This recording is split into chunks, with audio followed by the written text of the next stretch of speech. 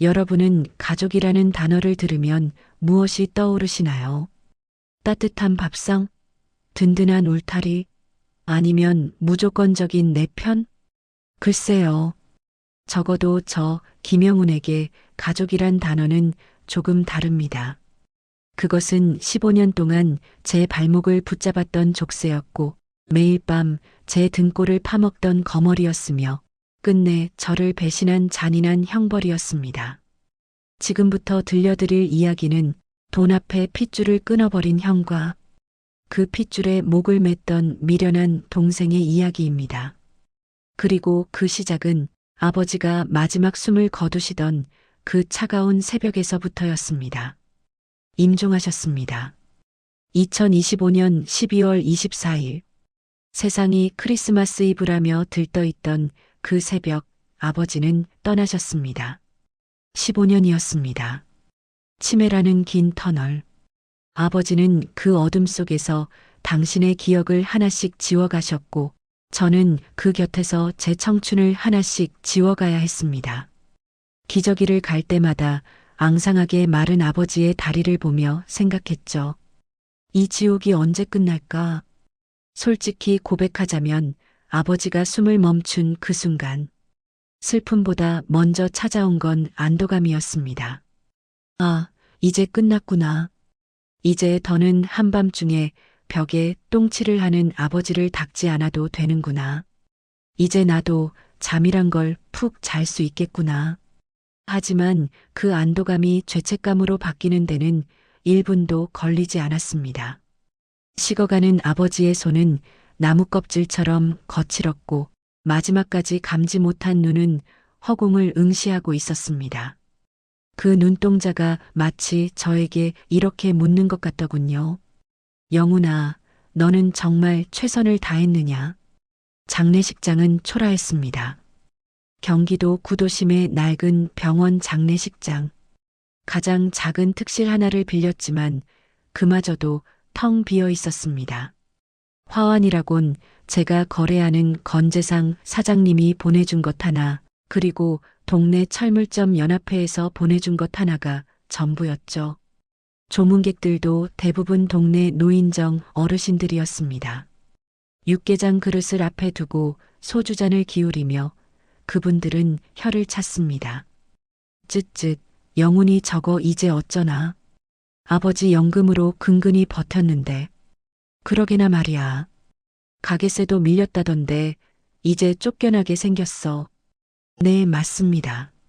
저는 무능한 차남입니다. 아버지 건물 1층 귀퉁이에서 작은 철물점을 하며 아버지의 연금과 장애 수당에 기대어 살아온 캥거루족. 사람들은 15년 간병의 공로보다는 제 궁색한 처지를 먼저 봤습니다. 그게 세상의 눈이더군요.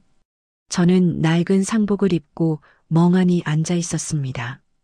상주 완장이 제 팔뚝에서 헐겁게 겉돌았습니다. 마치 제 자리라 아닌 것처럼요. 그때까지만 해도 저는 몰랐습니다. 진짜 지옥은 간병이 아니라 이제부터 시작이라는 것을요. 장례식장 입구에 자동문이 열리고 차가운 겨울바람과 함께 그가 들어왔습니다. 제 형 김영태였습니다. 10년 만이었습니다. 아버지가 치매 판정을 받고 헛소리를 시작하자마자 사업 자금이 필요하다며 아버지 통장을 들고 날랐던 형. 전화번호까지 바꾸고 잠적해버려서 생사조차 알 수 없었던 그 인간. 경찰에 실종 신고를 할까 수십 번 고민하게 만들었던 그 장남이 아버지의 부고 문자를 받은 지 딱 3시간 만에 나타난 겁니다. 그의 모습은 제 상상을 초월했습니다. 저는 며칠 밤을 새워 눈이 퀭하고 소매 끝이 해진 싸구려 상복을 입고 있었는데 형은 달랐습니다. 윤기가 흐르는 이태리제 검은 정장, 파리가 낙상할 것처럼 반짝이는 구두, 손목에서 번쩍이는 금장 시계, 머리카락 한 올 흐트러짐 없는 모습으로 형은 또각또각 걸어 들어왔습니다. 가셨냐? 그게 첫 마디였습니다. 고생했다도 아니고 어떻게 된 거냐도 아니고 그저 물건 확인하듯 툭 던진 한마디. 제 안에서 뜨거운 것이 울컥 치솟았습니다. 어떻게 이제 와? 10년이야. 10년 동안 전화 한 통 없다가 돌아가시니까 이제 와? 야, 임마. 내가 놀러 갔냐? 사업하러 갔지. 성공해서 금이 환영하려고 죽어라 일만 했다. 그래서 이렇게 아버지 마지막 가시는 길 부끄럽지 않게 모시러 왔잖아. 형은 뻔뻔하게 빈소 안을 휘저었습니다. 그러더니 제 팔을 툭 쳤습니다. 아니, 정확히는 제 팔에 채워진 완장을 건드렸죠. 이거 풀어라. 뭐? 상주 완장 말이야. 장남이 왔는데 차남이 차고 있으면 그림이 안 좋지. 사람들이 뭐라 그러겠냐? 근본 없는 집안이라고 욕해. 내나. 기가 막혔습니다. 아버지 똥기저귀 한번 갈아본 적 없는 인간이, 병원비 한 푼 보탠 적 없는 인간이, 이제 와서 장남이라는 타이틀 하나로 상주 자리를 내놓으라니요. 저는 완장을 움켜쥐었습니다. 이건 단순한 완장이 아니었습니다. 지난 15년 제가 흘린 피눈물의 증명서였고 아버지 곁을 지킨 자격증이었습니다. 못 줘. 형이 해준 게 뭐 있어. 아버지 돌아가실 때 형 이름 한 번 안 불렀어. 이 자리는 내 거야. 내가 상주야. 형이 제 멱살을 잡았습니다. 힘으로는 당해낼 수가 없더군요. 형은 저를 벽으로 밀치며 낮게 으르렁거렸습니다. 야, 김영훈. 주제 파악 좀 해라. 너 장례비 낼 돈 있어? 여기 병원비 밀린 건 있고? 이거 다 내가 처리해야 해. 돈은 내가 내고 생색은 내가 내겠다고? 그게 도둑놈 신보지 효자냐? 아, 비참하게도 형의 말이 맞았습니다. 제 통장 잔고는 37만 원. 당장 장례식장 비용은커녕 밀린 병원비 낼 돈도 없었습니다. 돈. 그놈의 돈이 제 자존심을 짓밟고 효심마저 조롱거리로 만들었습니다. 주변에 있던 어르신들이 혀를 차며 수군거렸습니다. 그래도 장남이 상주를 서는 게 법도지. 동생이 형한테 대들면 쓰나. 돈 낸다잖아. 그럼 비켜줘야지. 세상은, 아니 대한민국은 여전히 장남과 돈의 편이었습니다. 저는 힘없이 팔을 떨구었습니다. 형은 거칠게 제 팔에서 완장을 뜯어내 자기 팔에 찼습니다. 그리고는 만족스러운 듯 옷매무새를 다듬으며 빈소 중앙에 섰습니다. 그 뒷모습을 보는데 억장이 무너진다는 말이 무슨 뜻인지 알겠더군요. 아버지는 저기 누워 계신데 상주 자리는 돈 많은 불효자가 차지하고 저는 구석쟁이로 밀려나 쭈그리고 앉아야 했습니다. 마치 지난 15년의 세월이 통째로 부정당하는 기분이었습니다. 장례 절차는 일사천리였습니다. 형은 최고급 수의를 주문하고 가장 비싼 관을 썼습니다. 조문객들도 달라졌습니다. 동네 노인들이 가고 나니 형의 사업 파트너라는 사람들이 화려한 화환을 앞세우고 들이닥쳤습니다. 검은 양복을 입은 덩치 큰 남자들이 90도로 형에게 인사를 했고 형은 거만하게 그들의 조의금을 받았습니다.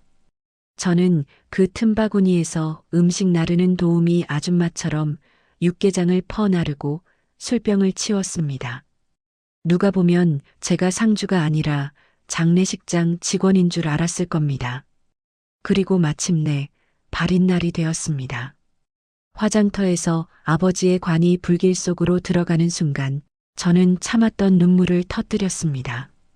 서러워서 울었고 아버지가 불쌍해서 울었고 제 처지가 기가 막혀서 울었습니다.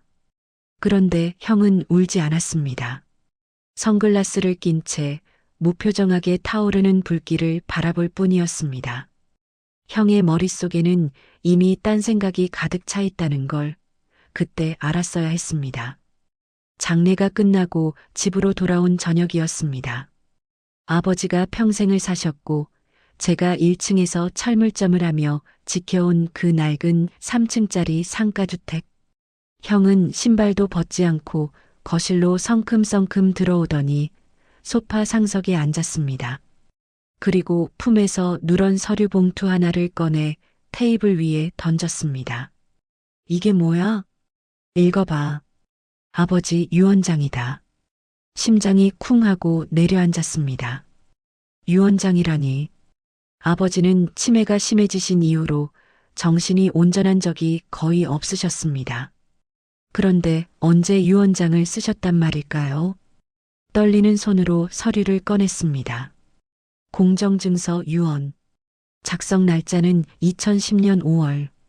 그러니까 아버지가 치매 판정을 받기 직전, 형이 집을 나가기 바로 전이었습니다. 저는 눈을 의심했습니다. 거기에는 붉은 인주가 선명한 도장과 함께 믿을 수 없는 문장이 적혀 있었습니다. 본인 소유의 경기도 안산시 소재 상가 건물 및 대지 일체는 장남 김영태에게 단독 상속한다. 차남 김영훈에게는 일절의 재산을 남기지 아니한다. 순간 글자가 뭉개지며 눈앞이 하얗게 변했습니다. 잘못 본 게 아닐까? 다시 보고 또 봐도 내용은 같았습니다. 장남 단독 상속, 차남 재산 없음. 아버지는 형이 집을 나가기 전 이미 모든 걸 형에게 주기로 결정하셨던 겁니다. 형이 도망친 10년 동안 제가 똥기저귀를 갈고 욕창이 생기지 않게 밤마다 몸을 뒤집어드리고 제 입에 들어갈 밥을 줄여 아버지 약값을 떼는 그 모든 시간 동안 아버지는 단 한 번도 이 유언장을 고치지 않으셨습니다. 배신감. 그것은 칼날이 되어 심장을 후벼 팠습니다. 아버지는 저를 아들이 아니라 그저 무료 간병인으로 생각하셨던 걸까요? 형은 10년 만에 돌아와서 상주 노릇 한 번 하고 30억짜리 건물을 가져가는데 저는 15년을 바치고도 빈털터리로 쫓겨나야 하는 겁니까? 이게 말이나 돼? 형이 이거 조작한 거 아니야?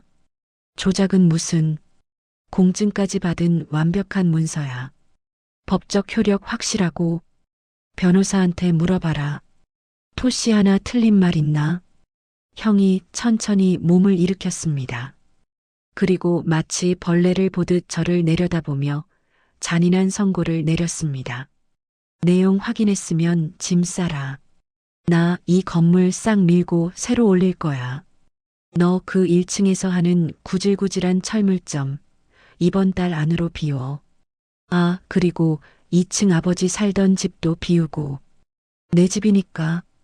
형, 갈 데 없는 거 알잖아. 어떻게 나한테 이래. 그러게 누가 능력 없이 얹혀 살래? 억울하면 아버지한테 따지든가.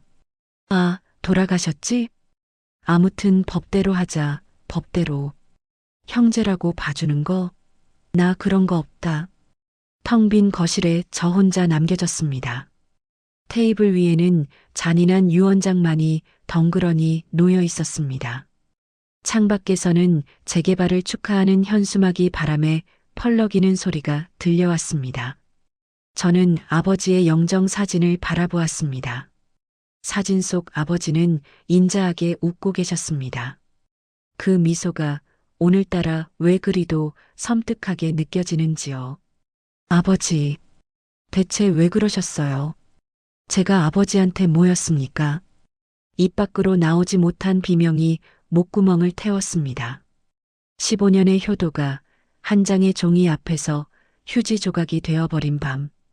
저는 상복을 입은 채 차가운 바닥에 주저앉아 짐승처럼 울부짖었습니다. 하지만 저는 몰랐습니다. 이 절망의 끝에 아버지가 숨겨놓은 진짜 반전이 기다리고 있다는 것을.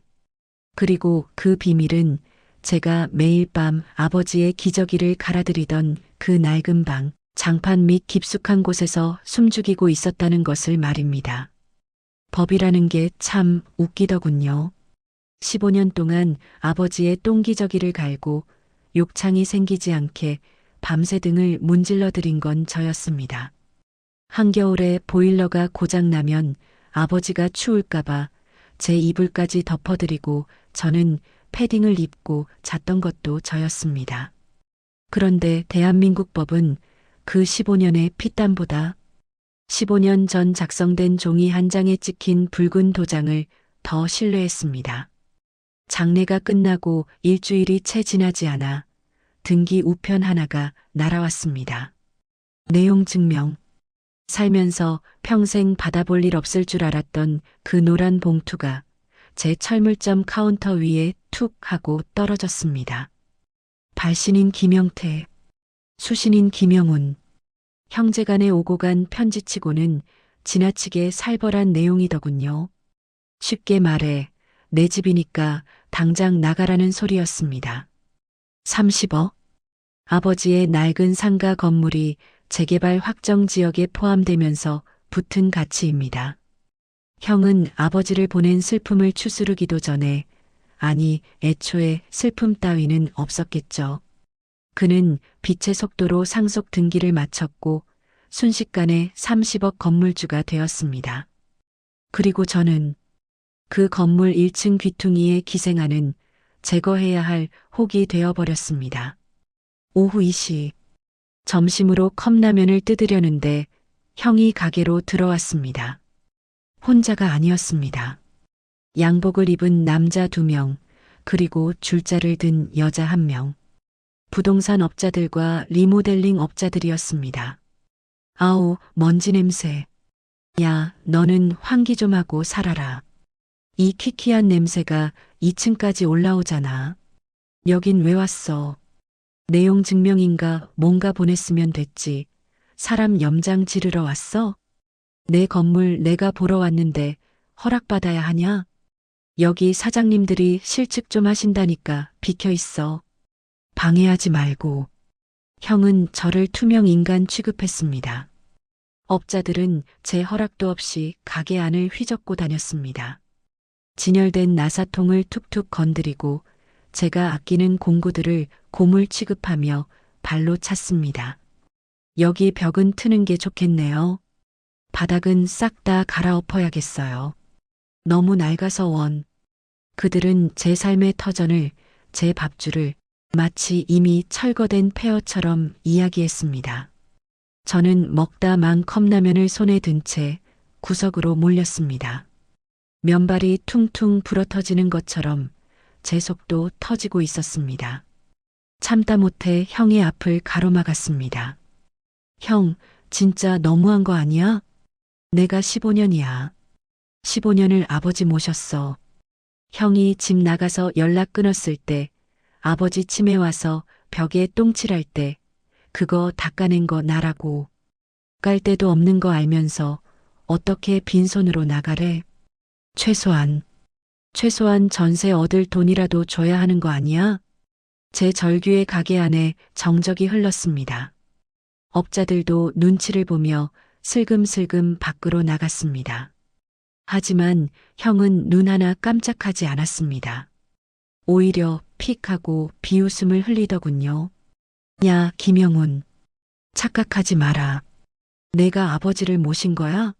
아니면 아버지한테 얹혀 산 거야? 뭐? 너 직업도 없이 아버지 연금으로 생활비 쓰고 아버지 집에서 공짜로 가게 하고 그거 계산하면 월세가 얼마고 생활비가 얼마냐? 15년 동안 내가 아버지 등골 빼먹은 거, 내가 청구 안 하는 것만 해도 고마운 줄 알아야지. 어디서 적반하장이야? 머리를 망치로 얻어맞은 것 같았습니다. 팩트? 네, 잔인하지만 형의 말은 팩트였습니다. 저는 아버지의 연금으로 쌀을 샀고 아버지의 건물에서 월세 없이 장사했습니다. 하지만 그건 제가 간병을 하느라 다른 직장을 구할 수 없었기 때문이었습니다. 24시간 붙어 있어야 하는 중증 치매 환자를 두고 제가 어디 가서 돈을 법니까? 하지만 형의 계산법에는 가족의 희생이라는 항목은 없었습니다. 오직 비용과 수익만이 존재할 뿐이었죠. 형에게 저는 효자가 아니라 아버지의 자산을 갉아먹은 무능한 기생충이었습니다.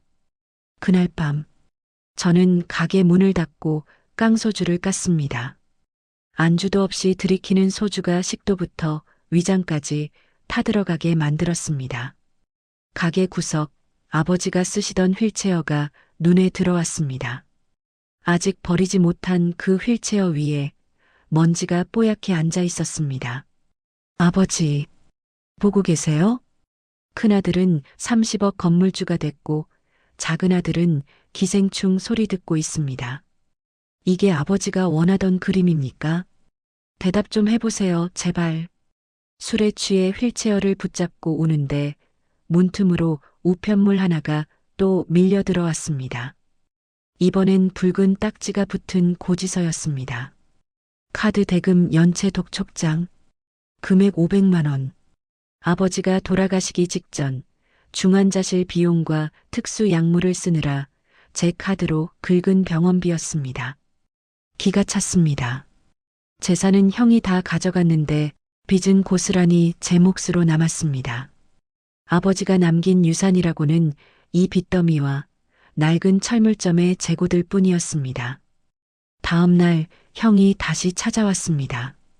이번엔 가게 앞에다 떡하니 차를 대놓고 시위를 하더군요. 제가 빚 독촉장을 구겨쥐고 형에게 따졌습니다. 형, 이거 봐.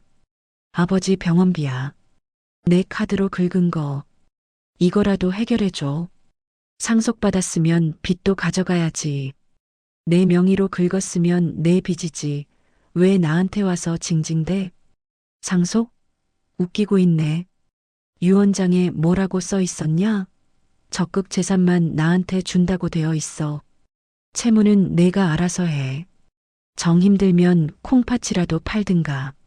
형은 바닥에 침을 퇴뱉고 차에 올라탔습니다. 부르릉 엔진 소리와 함께 형이 떠난 자리에는 매캐한 매연만 남았습니다. 그 매연 속에 서서 저는 살인 충동을 느꼈습니다. 내 손에 들린 이 망치로 저 번쩍이는 차 유리를 박살내고 싶다는 충동. 하지만 그러지 못했습니다. 저는 겁쟁이였고 무엇보다 아버지가 슬퍼하실까봐 그러지 못했습니다. 바보같이 말이죠. 그렇게 며칠을 알아누웠습니다.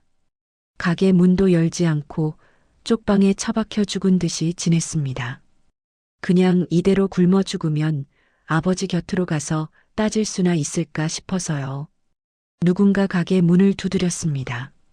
집요하게 하지만 조심스럽게. 저는 퀭한 눈으로 문을 열었습니다. 단골 손님인 최 변호사님이었습니다. 동네에서 작은 변호사 사무실을 하는 분인데 정구가 나갈 때마다 직접 사러 오시는 소탈한 분이었죠. 영훈 씨, 며칠째 문이 닫혀 있어서 걱정돼서 와봤어요. 얼굴이 반쪽이네. 식사는 했어요? 그냥 좀 아파서요. 정구 필요하세요? 아니요. 정구 말고 영훈 씨 이야기가 필요해서 왔습니다. 동네에 소문 다 났어요.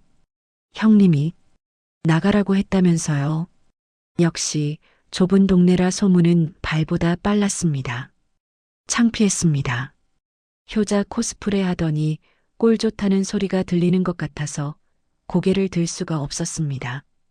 그런데 최 변호사님이 가게 안으로 들어오시더니 셔터를 내리고 제 손을 잡았습니다. 영훈 씨, 억울하죠? 15년 간병하고 빈손으로 쫓겨나는 거, 그거 법적으로도 말 안 되는 겁니다. 법이 그렇다던데요. 유언장이 있어서 저는 한 푼도 못 받는데요. 누가 그래요? 형님이? 영훈 씨, 기여분이라고 들어봤어요? 기여분이요? 생소한 단어였습니다. 최 변호사님은 주머니에서 꼬깃꼬깃한 메모지를 꺼내 그림을 그려가며 설명했습니다. 자식이 부모를 부양하는 건 당연한 의무입니다. 그걸로는 재산 더 못 받아요. 하지만 영훈 씨 경우는 달라요. 15년 동안 직업도 포기하고 결혼도 포기하고 24시간 간병했잖아요. 이건 자식의 도리를 넘어서는 특별 부양입니다. 법원에서도 이걸 노동으로 인정해줘요. 즉, 아버지가 재산을 유지하는데 영훈 씨의 노동력이 들어갔다고 보는 거죠. 귀가 번쩍 뜨였습니다. 제 15년 세월이 그저 사라진 시간이 아니라 노동으로 인정받을 수 있다는 말. 그것은 칠흑 같은 어둠 속에 비친 한 줄기 빛이었습니다. 유언장이 있어도 기여분을 청구해서 인정받으면 상속 재산에서 영훈 씨 몫을 먼저 떼어낼 수 있습니다. 형님이 다 가져가는 게 아니라 영훈 씨의 15년 월급을 후불로 받아내는 싸움이에요. 해보시겠습니까? 가슴이 뛰기 시작했습니다. 돈 욕심 때문이 아니었습니다. 제 인생을 부정당하지 않기 위해서였습니다. 형에게 기생충이 아니라 당당한 상속자임을 증명하고 싶었습니다. 할게요. 소송 하겠습니다. 무슨 수를 써서라도 제목 찾겠습니다. 좋습니다. 그럼 지금부터 전쟁 준비합시다. 증거가 필요해요. 아주 구체적이고 확실한 증거. 영훈 씨가 아버지를 어떻게 모셨는지 증명할 수 있는 모든 걸 찾아내세요. 그날 밤 저는 가게에 불을 환하게 켰습니다.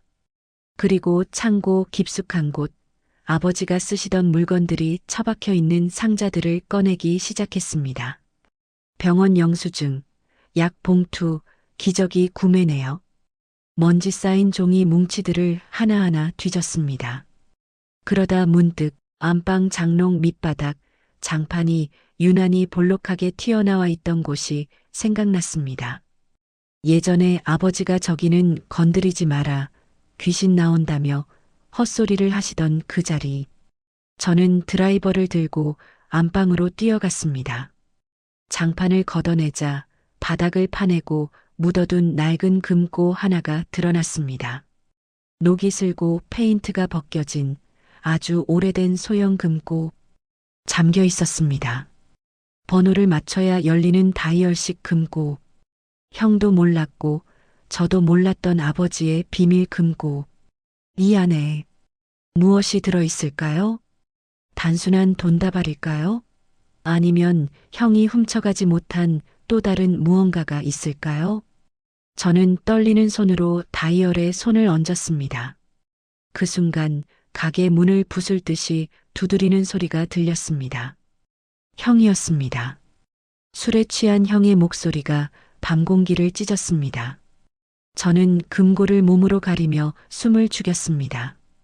이제 돌이킬 수 없는 전쟁이 시작되었습니다. 형, 기다려.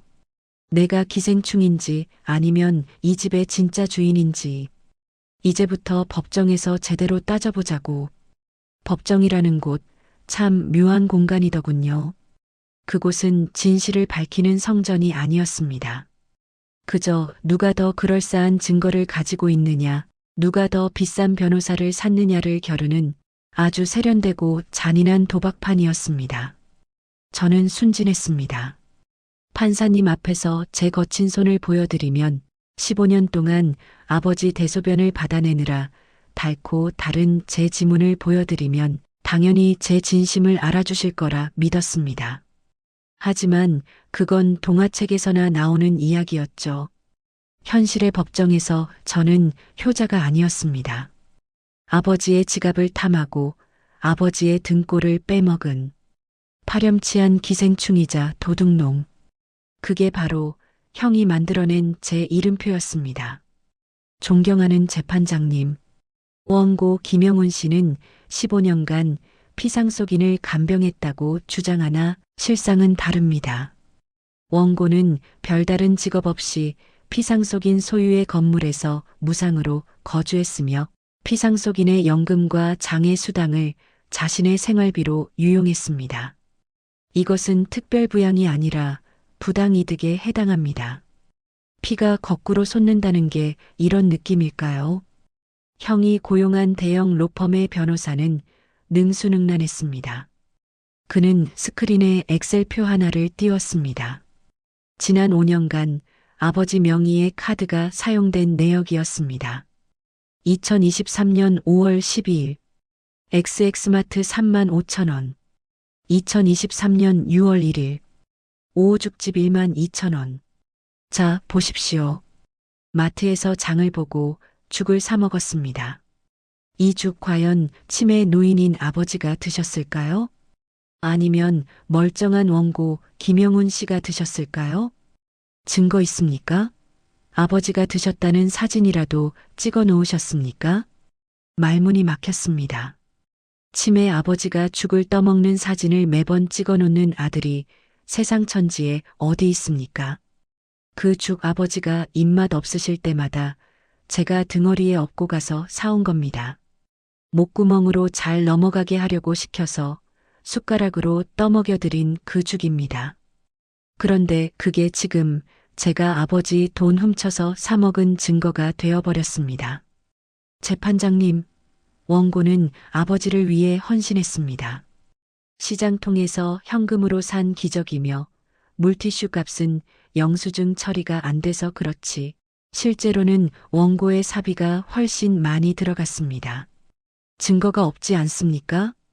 현금 썼다? 그건 누구나 할 수 있는 말이죠.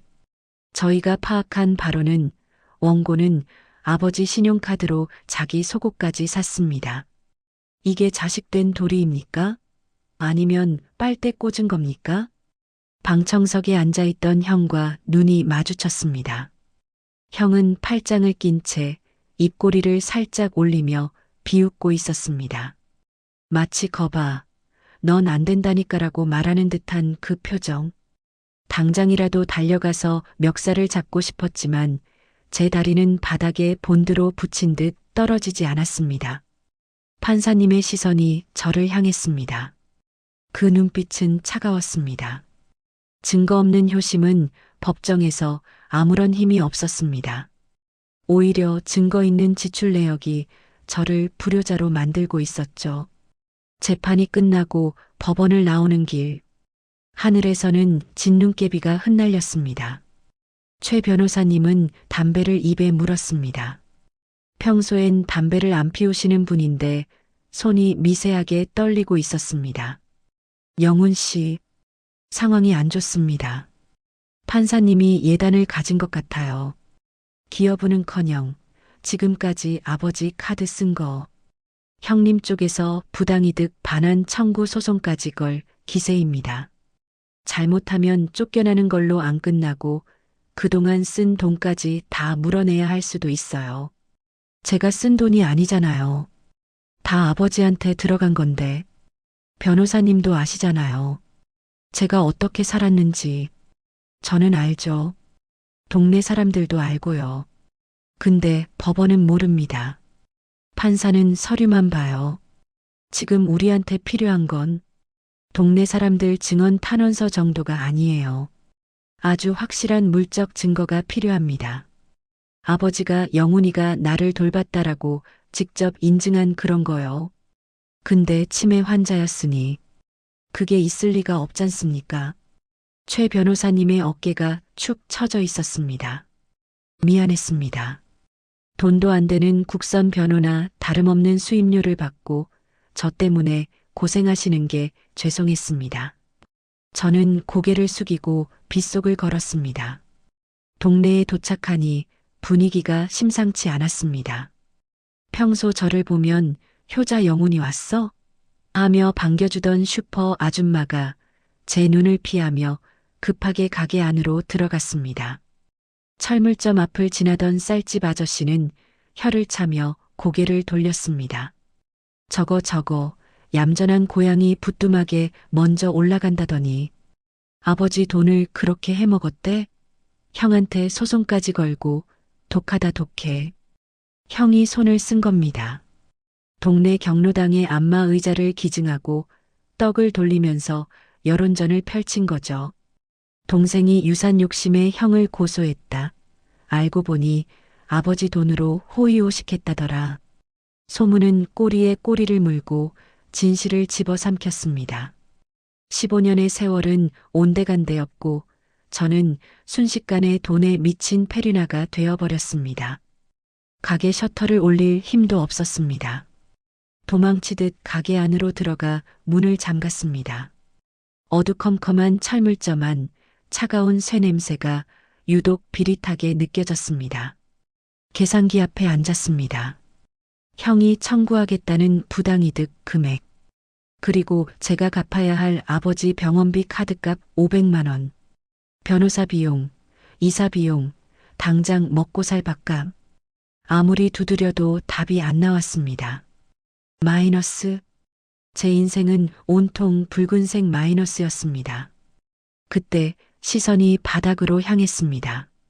지난밤 형이 들이닥치는 바람에 제대로 열어보지도 못하고 다시 장판 밑에 숨겨두었던 그것. 아버지의 낡은 금고. 지푸라기라도 잡는 심정이었습니다. 혹시 저 안에 현금이 조금이라도 들어있지 않을까?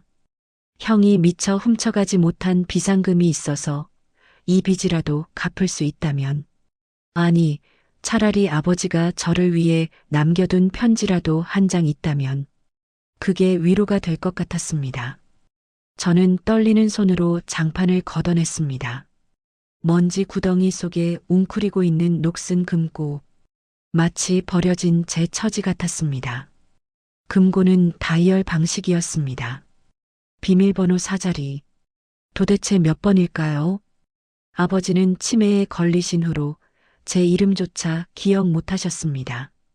그런 아버지가 비밀번호를 기억하고 계셨을까요? 아니면 아주 오래전 정신이 맑으실 때 설정해둔 번호일까요? 아버지, 비밀번호가 뭐예요? 저 좀 살려주세요. 저 진짜 너무 힘들어요. 일단 시도해봤습니다.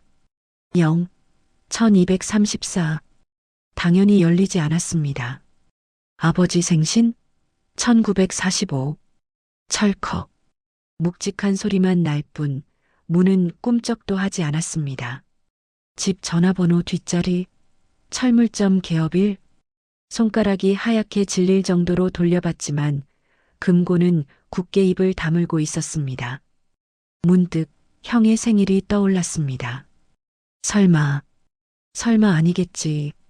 아버지가 그렇게 형한테 배신당하고도 형을 생각하셨을까? 하지만 유언장에도 형에게 전 재산을 준다고 했으니 혹시나 하는 마음이 들었습니다. 512. 형의 생일. 숨을 멈추고 다이얼을 돌렸습니다. 열리지 않았습니다. 안도감과 함께 비참함이 밀려왔습니다. 형의 생일도 아니라면 도대체 뭘까요? 그때였습니다. 머릿속에서 아버지의 목소리가 환청처럼 스쳐 지나갔습니다. 돌아가시기 며칠 전 선망 증세로 헛소리를 하시던 그날 밤의 기억. 영훈아, 미안하다. 내 인생에 남은 건 하나뿐이다. 가장 아픈 손가락, 가장 아픈 손가락. 아버지는 늘 저를 그렇게 부르셨습니다. 형은 똑똑해서 서울로 대학 가고 사업한다고 설쳤지만 저는 공부도 못하고 기술 배워서 철물점이나 하는 못난 아들이었으니까요. 하지만 아버지는 술만 드시면 말씀하셨습니다. 영태는 내 자랑이지만 영훈이 너는 내 심장이다.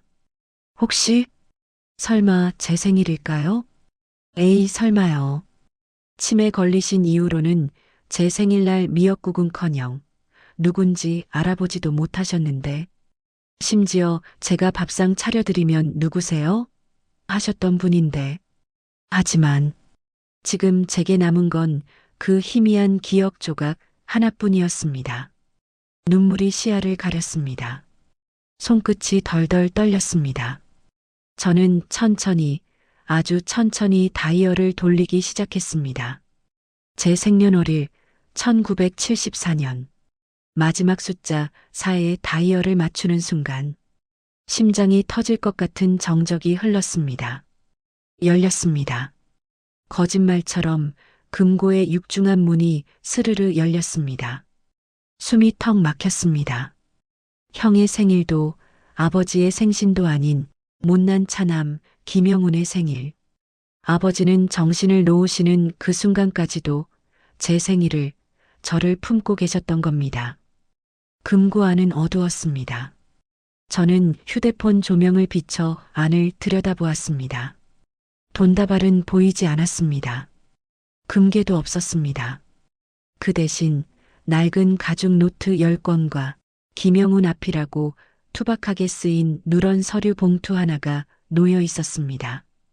그리고 그 위에는 제가 10년 전 아버지 환갑 때 선물해 드렸던 하지만 한 번도 쓰지 않아 새 것 같은 싸구려 넥타이 하나가 곱게 개어져 있었습니다. 아버지, 이게 다 뭐예요? 이것들이 무엇을 의미하는지 그때는 몰랐습니다. 하지만 직감했습니다. 이 낡은 노트와 서류 봉투가 법정에서 저를 도둑놈 취급했던 형과 그 잘난 변호사들의 코를 납작하게 해줄 아버지가 남긴 진짜 유언이라는 것을요. 절망의 끝에서 판도라의 상자가 열렸습니다. 이제 저의 반격이 시작될 차례였습니다. 그날 밤 제가 낡은 금고에서 꺼낸 것은 단순한 종이 뭉치가 아니었습니다. 그것은 치매라는 긴 어둠 속에서 아버지가 필사적으로 붙잡았던 정신의 파편들이었습니다. 형이 30억짜리 건물을 탐내며 변호사를 살 때 아버지는 기억이 사라지는 공포와 싸우며 몽당 연필로 꾹꾹 눌러 쓴 진실을 이 금고에 가두고 계셨던 겁니다. 금고 안에는 10권의 낡은 대학 노트가 들어 있었습니다. 표지에는 매직으로 투박하게 날짜가 적혀 있었죠. 첫 번째 노트를 펼친 순간 저는 그 자리에 얼어붙고 말았습니다. 익숙한 아버지의 필체. 하지만 평소보다 훨씬 더 힘이 들어가 종이가 찢어질 듯한 그 글씨들. 그것은 일기가 아니었습니다. 처절한 투쟁의 기록이었습니다. 치매는 파도처럼 밀려왔다 밀려갑니다. 정신이 온전한 시간, 의학 용어로 명료 기루서드 인터벌. 아버지는 그 짧은 찰나의 순간마다 이 금고를 열고 기록을 남기셨습니다. 영태놈이 다녀갔다. 사업 자금이라며 내 인감 도장을 훔쳐갔다. 말렸더니 나를 밀쳤다. 저놈은 내 아들이 아니다. 도둑이다. 영훈이가 오늘도 내 똥 묻은 내복을 빨며 온다. 나는 짐승만도 못하다. 미안하다. 이 건물을 영훈이에게 주고 싶다. 이게 내 진짜 마음이다. 노트 곳곳에는 눈물 자국으로 얼룩진 흔적이 역력했습니다. 아버지는 알고 계셨습니다. 누가 당신의 돈을 훔쳐갔는지, 누가 당신의 곁을 지켰는지, 치매라는 감옥에 갇혀 표현하지 못했을 뿐, 그 안의 영혼은 피눈물을 흘리며 모든 것을 지켜보고 계셨던 겁니다. 그리고 서류 봉투 안에서 나온 결정적 증거, 자필 유언장. 돌아가시기 딱 1년 전 정신이 유독 맑았던 날 작성하신 것으로 보이는 한 장의 종이. 거기에는 삐뚤빼뚤하지만 정확한 문장이 적혀 있었습니다. 내 전 재산을 차남 김영훈에게 상속한다. 그리고 그 옆에는 아버지의 지장이 선명하게 찍혀 있었습니다. 다음 날 아침 저는 이 보따리를 들고 최 변호사님에게 달려갔습니다. 밤새 한숨도 못 잤지만 발걸음은 구름 위를 걷는 것 같았습니다. 증거를 본 최 변호사님은 책상을 내리치며 벌떡 일어났습니다. 영훈 씨, 이거예요. 이게 바로 우리가 찾던 스모킹건입니다. 자필 유언장은 공증이 없어도 작성 연월일, 주소, 성명, 날인이 있으면 법적 효력이 있어요. 무엇보다 형님이 가진 공증 유언장보다 날짜가 뒤잖아요. 유언은 가장 최신의 것이 우선합니다. 우리가 이겨요, 영훈 씨. 하지만 방심할 수는 없었습니다. 상대는 대한민국 최고의 로펌을 등에 업은 형입니다. 그들은 분명 치매 환자가 쓴 헛소리라며 이 증거들을 무력화시키려 들 테니까요. 우리는 철저하게 준비했습니다. 아버지가 일기를 쓴 날짜와 병원 진료 기록을 대조했습니다. 놀랍게도 날짜가 정확히 일치했습니다. 아버지가 정신이 맑다고 쓴 날은 의사 소견서에도 인지기능 일시적 호전이라고 적혀 있었습니다. 드디어 결전의 날. 2차 공판이 열렸습니다. BGM 팽팽한 긴장감이 감도는 법정 안. 웅성거리는 소리. 법정 공기는 무거웠습니다.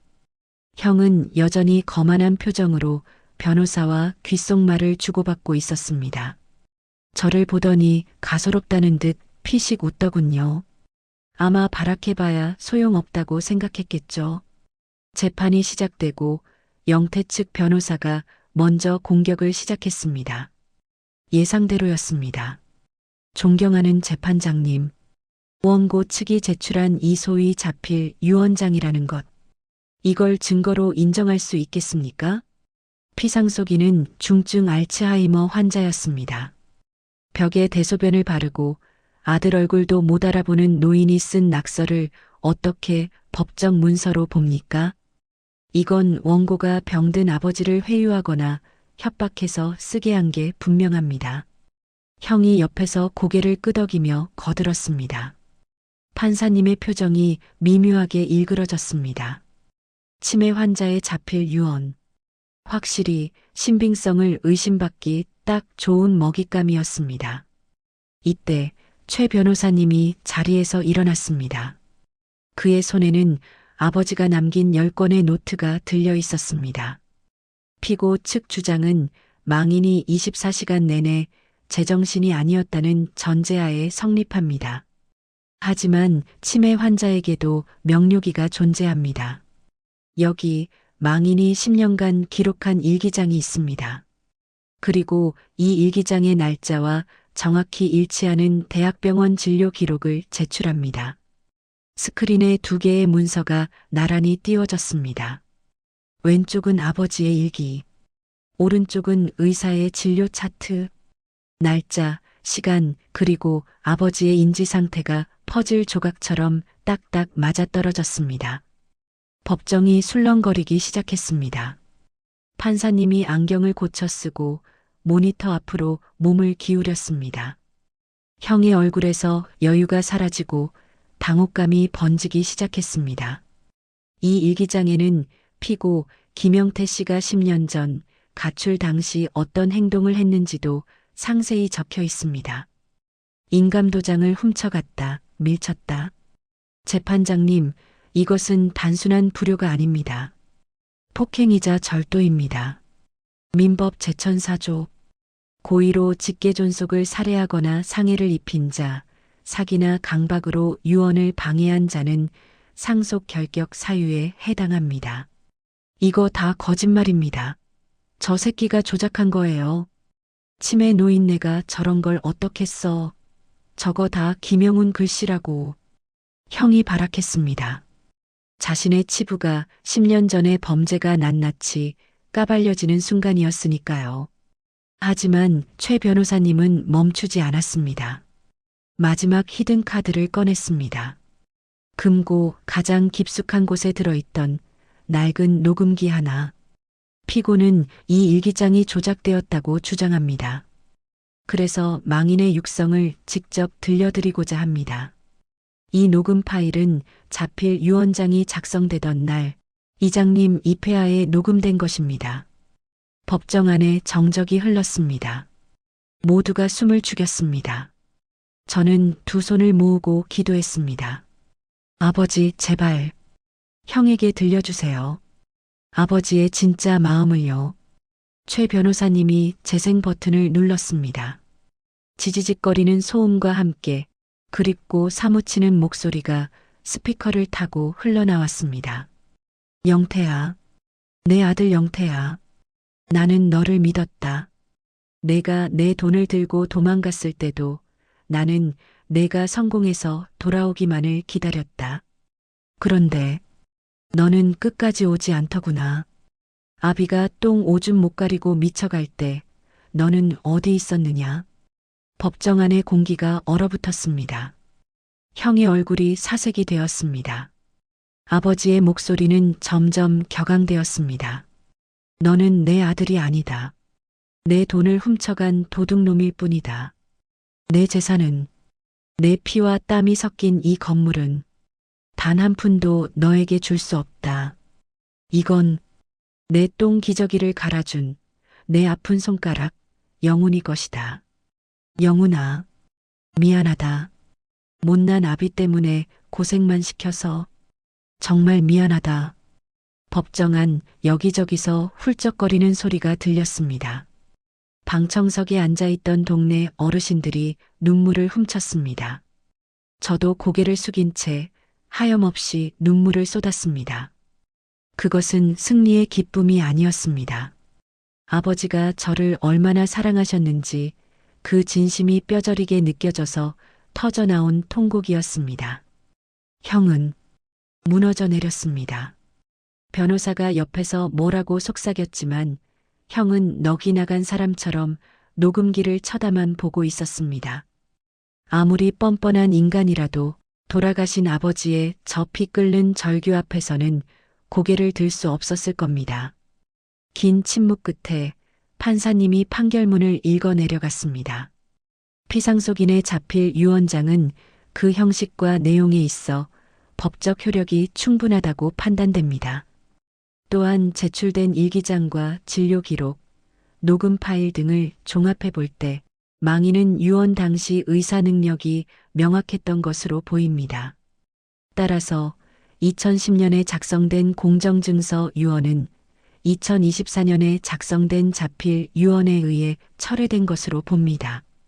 이에 본 법정은 피상속인의 유산 일체를 원고 김영훈에게 상속함을 선고합니다. 끝났습니다.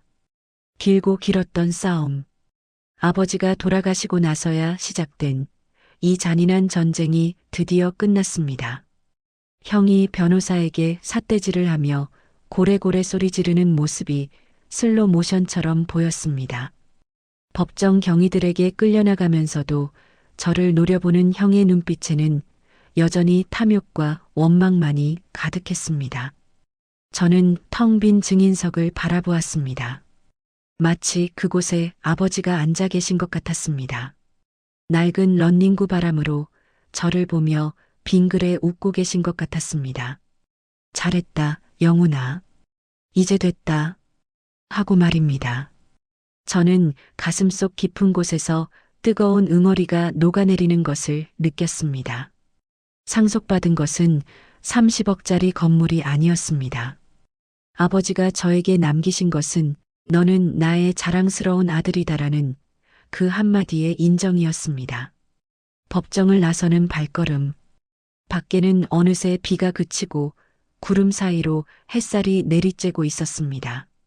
제 손에는 아버지가 남긴 낡은 일기장이 들려 있었습니다.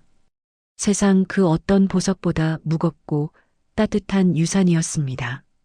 태풍이 지나간 자리에는 무엇이 남을까요? 뿌리째 뽑힌 나무, 진흙투성이의 바닥, 아니면 비바람에 씻겨 내려가 더 선명해진 본래의 땅일까요? 길고 길었던 유산 상속 전쟁이 끝났습니다. 판결문 잉크가 마르기도 전에 제 인생에는 또 다른 폭풍이 몰아쳤습니다. 하지만 이번 폭풍은 저를 괴롭히기 위한 것이 아니었습니다. 지난 15년 제 삶을 짓눌러왔던 묵은 찌꺼기들을 깨끗이 청소해주는 그런 담비 같은 폭풍이었습니다. 법원을 나서던 그날 형의 마지막 표정을 기억합니다. 분노와 경악 그리고 공포가 뒤섞인 그 얼굴. 형은 그것이 끝인 줄 알았겠지만 사실 진짜 지옥은 그때부터였습니다. 인과응보. 뿌린 대로 거둔다는 그 옛말이 현실에서는 얼마나 잔혹하게 증명되는지 저는 똑똑히 목격했습니다. 판결이 나고 3일 뒤였습니다. 비가 추적추적 내리는 밤, 누군가 철물점 셔터를 미친 듯이 두드렸습니다. 형이었습니다. 장례식장에 나타났던 그 번쩍이는 이태리 양복은 온데간데 없고 술 냄새와 땀 냄새에 찌든 셔츠 바람으로 형은 문 앞에 서 있었습니다. 여긴 왜 왔어? 접근 금지 신청한 거 잊었어? 아우, 영훈아. 가족끼리 무슨 접근 금지냐? 내가 내가 잘못했다. 응? 형이 잠시 미쳤었나 봐. 그러니까 문 좀 열어주라. 밖이 너무 춥다. 형이 덜덜 떨리는 손으로 제 바짓가랑이를 잡으려 했습니다. 예전 같았으면 마음이 약해져 문을 열어줬을지도 모릅니다. 하지만 저는 뒷걸음질 쳤습니다. 형이 무서워서가 아니라 더러워서였습니다. 형의 눈은 저를 보는 게 아니라 제 뒤에 있는 30억 건물을 보고 있었으니까요. 볼 일 없으면 가. 경찰 부르기 전에. 아, 너 혼자 다 먹겠다고? 30억이야, 30억. 그거 반만 줘. 아니, 5억만. 5억만 줘라. 응? 나 지금 사채 쓴 거 막아야 돼. 이거 못 막으면 나 감방 가. 너 형 감방 가는 꼴 볼 거야? 아버지 볼 낯도 없냐? 아버지. 형의 입에서 나온 그 이름이 제 가슴에 불을 질렀습니다. 어떻게 저 인간은 끝까지 아버지 이름을 팔아먹는 걸까요? 형? 아버지 유언 기억 안 나? 이미 10년 전에 다 줬다고 하셨어. 형이 훔쳐간 도장으로 빼돌린 사업 자금, 그거 다 합치면 지금 돈으로 얼만 줄 알아? 그게 형 상속분이야. 미리 당겨 쓴 거라고. 그건 옛날 일이고 지금 당장 죽게 생겼는데 어떡해. 그럼 죽을 각오로 갚아. 아버지 등골 그만 빼먹고 그리고 다시는 찾아오지 마. 나한테 형은 10년 전에 죽었어. 그때였습니다. 골목 어귀에서 붉은 경광등이 번쩍였습니다. 형의 얼굴이 하얗게 질렸습니다. 저를 찾아온 게 아니었습니다. 형을 잡으러 온 거였죠. 알고 보니 형은 아버지 건물을 담보로 미리 가계약을 맺고 사채를 끌어다 쓴 상태였습니다. 상속이 불발되자 사기 혐의로 고소당한 겁니다. 안 돼. 안 돼. 영훈아, 나 좀 숨겨줘. 나 잡히면 죽어. 경찰들이 형의 양팔을 꺾어 수갑을 채웠습니다. 형은 돼지 멱다는 소리를 지르며 발버둥 쳤습니다. 내가 누군지 알아. 나 건물주 아들이라고. 이거 나. 동네 사람들이 하나둘 나와 그 추태를 구경했습니다. 형이 그토록 챙기던 체면과 폼이 시궁창에 처박히는 순간이었습니다. 경찰차 뒷좌석에 구겨지듯 태워지는 형과 눈이 마주쳤습니다. 저는 고개를 돌리지 않고 끝까지 그 모습을 지켜봤습니다. 그것이 제가 형에게 해줄 수 있는 마지막 예의이자 작별 인사였습니다. 경찰차가 멀어지고 골목에는 다시 정적만이 남았습니다. 이상하게도 눈물은 나지 않았습니다. 다만 가슴 한구석에 묵직하게 얹혀있던 돌덩이가 쑥 내려가는 기분, 아주 오랜 체증이 내려가는 듯한 서늘하고도 시원한 기분이었습니다. 형이 사라지자 이번엔 다른 하이에나들이 몰려왔습니다. 부동산 업자들, 재개발 조합 사람들, 그들은 매일같이 가게 문턱이 닳도록 드나들었습니다. 사장님, 지금 파셔야 최고가 받습니다. 35억. 현금으로 싸드립니다. 이 낡은 건물 붙잡고 있어봤자 세금만 나가요. 젊으신 분이 편하게 사셔야지. 솔직히 흔들리지 않았다면 거짓말입니다. 35억. 평생 만져보지 못한 돈. 그 돈이면 철물점 따위 때려치우고 남들처럼 해외여행 다니며 뱃뱃싸게 살 수 있겠죠. 고생만 하다 죽은 제 인생에 대한 보상으로 충분한 액수였습니다. 하지만 저는 계약서에 도장을 찍으려다 멈췄습니다. 가게 구석, 아버지가 앉아 계시던 낡은 의자가 눈에 들어왔기 때문입니다. 이 건물은 아버지가 평생 못 먹고 못 입으며 벽돌 한 장 한 장 쌓아 올린 성이었습니다. 그리고 제가 15년 청춘을 바쳐 지켜낸 요새였습니다. 이걸 팔아버리면 제 지난 세월도 돈으로 환산되어 사라져버릴 것만 같았습니다. 죄송합니다. 안 팝니다. 예, 아니, 사장님. 더 오를 거 기다리세요? 욕심이 과하시네. 욕심이 아니라 추억이라서요. 저는 건물주가 되고 싶은 게 아니라 그냥 이 자리에서 계속 철물점 김씨로 살고 싶습니다. 저는 건물을 팔지 않았습니다. 대신 대대적인 리모델링을 시작했습니다. 1층은 그대로 제 철물점으로 남겼습니다. 대신 어두침침했던 조명을 LED로 바꾸고 낡은 간판도 영훈 철물이라는 제 이름을 걸고 새로 달았습니다. 더 이상 아버지 건물에 얹혀 사는 무능한 아들이 아닌 당당한 사장으로서의 선언이었죠. 그리고 2층. 아버지가 돌아가신 그 안방은 벽을 트고 넓혀서 동네 사랑방으로 만들었습니다. 갈 곳 없는 동네 어르신들이 와서 장기도 두고 커피도 마실 수 있는 쉼터. 이름은 아버지의 뜰이라고 지었습니다. 살아생전 친구가 그리워 늘 창밖만 내다보시던 아버지. 그곳에서 이제라도 북적북적하게 외롭지 않게 지내시라고 말이죠. 공사가 모두 끝난 날 저녁. 저는 옥상 평상에 올라갔습니다. 손에는 소주 한 병과 종이컵 2개, 그리고 아버지의 마지막 일기장을 들고서요. 노을이 붉게 물든 하늘 아래 낡은 도심의 풍경이 한눈에 들어왔습니다. 아버지가 매일 보셨을 그 풍경입니다. 저는 빈 종이컵에 술을 따르고 하늘을 향해 건배를 올렸습니다. 아버지, 술 한 잔 받으세요. 좋아하시는 빨간 뚜껑입니다. 술을 한 모금 마시고 낡은 노트를 펼쳤습니다. 마지막 페이지. 아버지가 돌아가시기 며칠 전 정신이 혼미한 와중에도 떨리는 손으로 남기신 마지막 기록. 글씨는 알아보기 힘들 정도로 뭉개져 있었지만 저는 읽을 수 있었습니다. 마음으로 쓴 글이었으니까요. 영훈아, 너는 내가 세상에 남긴 가장 큰 성공이다. 돈은 썼다 없어지지만 너의 마음은 영원히 남는다. 고맙다, 내 아들아. 너는 나의 가장 아픈 손가락이자 가장 튼튼한 기둥이었다. 거짓말쟁이. 성공은 무슨, 맨날 못났다고 구박만 하셨으면서. 눈물이 툭 하고 노트 위로 떨어져 글자를 번지게 했습니다. 아버지는 알고 계셨습니다. 당신이 짐이 아니라 저를 지탱해준 삶의 이유였다는 것을.